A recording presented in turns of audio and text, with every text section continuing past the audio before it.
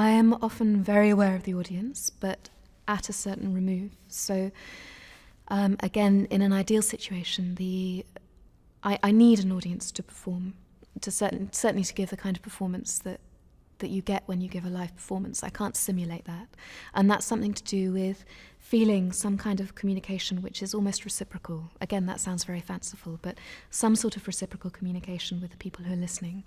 And the kind of feedback I get from the audience, I can often sense how well they're concentrating, and how often, whether they've enjoyed something or not, from the applause, but also from certain gestures. Occasionally you get people who sort of sigh in a contented way after a piece, and that's very obvious.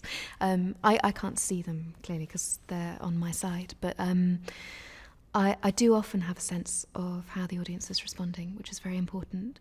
On a more basic level, of course, I know when people are coughing, which I can now block out quite well. Some other things are more difficult to ignore. I had one concert where I was playing a Scriabin sonata and a chap on the front row was tapping along on his programme out of time, which was incredibly distracting. But occasionally things like that happen, and you just have to hope that they're not disturbing other people too much, and you've got to get on with it.